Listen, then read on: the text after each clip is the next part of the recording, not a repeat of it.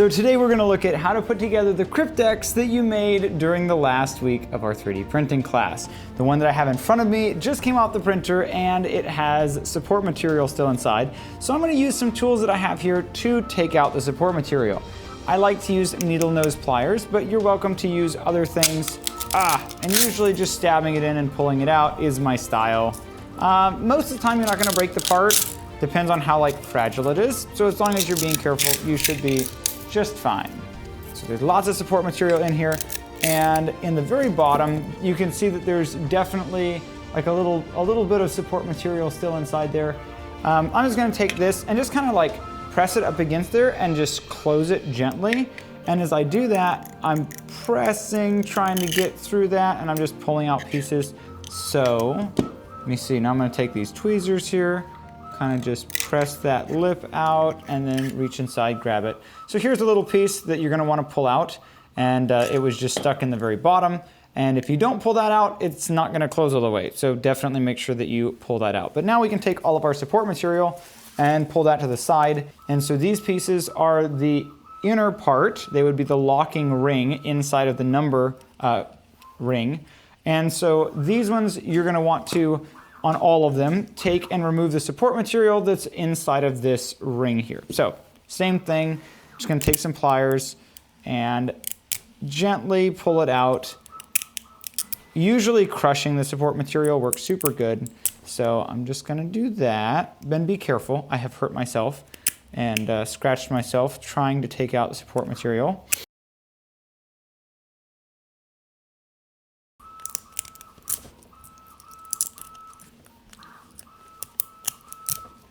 Okay, so this I found works pretty good if you have something flat, maybe like a screwdriver or something, and you kind of go on the opposing side of it, so come in from underneath, and you push that filament up a little bit so that you're just popping it loose. I feel like that works pretty good, taking them off.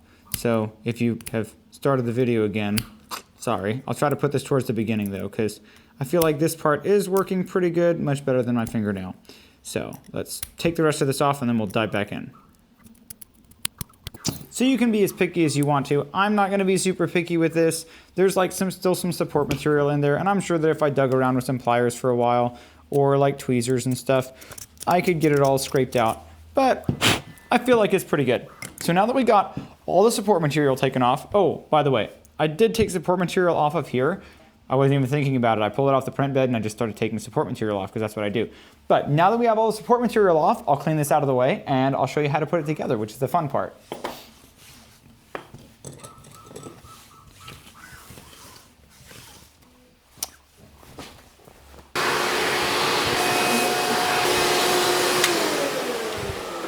And let's get started. So here we go. We start with an end cap, we start with our number rings, we start with these, which would be the locking rings. We start with an outer tube and an inner tube. And you notice if I put the inner tube like this, that these are sticking through, and that's just fine. And then eventually we're gonna put this end cap on the other side just like that, and we're gonna have two little pieces that are locking together. And so make sure that you don't glue it on yet, but we're gonna do that in just a minute. Let's set our combination. So what we're gonna do to set our combination is we're gonna need to take these rings right here, and you're gonna need to choose a code. So whatever number you want the code to be, line up this little part right here on that number. So I'm gonna make my first one a number 1. So if you look at the number 1 right here, and then if you turn it sideways, you can see that that indent or part that's cut out is right behind the number 1. And then I'm gonna take that, kind of pinch it on the sides to hold it in place, and I'm gonna set that down over the outer tube so that it lines up right with this little marker right here with the little white marker like that.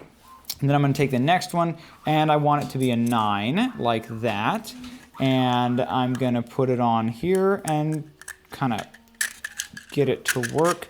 And if it comes off, that's okay. Just line it back up with whatever number it was that you wanted it to be.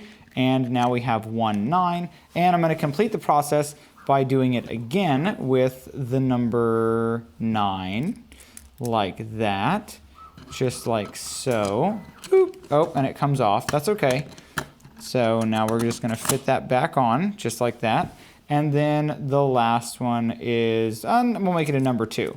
Okay, super cool. So now our code is 1992. So you can see that just like that. Now, here's the part where if you want to be able to change the code in the future, you're going to have to get creative. Because at this point, we're going to get some glue, some either Loctite super glue, brush on stuff, or you could get some instant adhesive. Just some kind of super glue is just fine.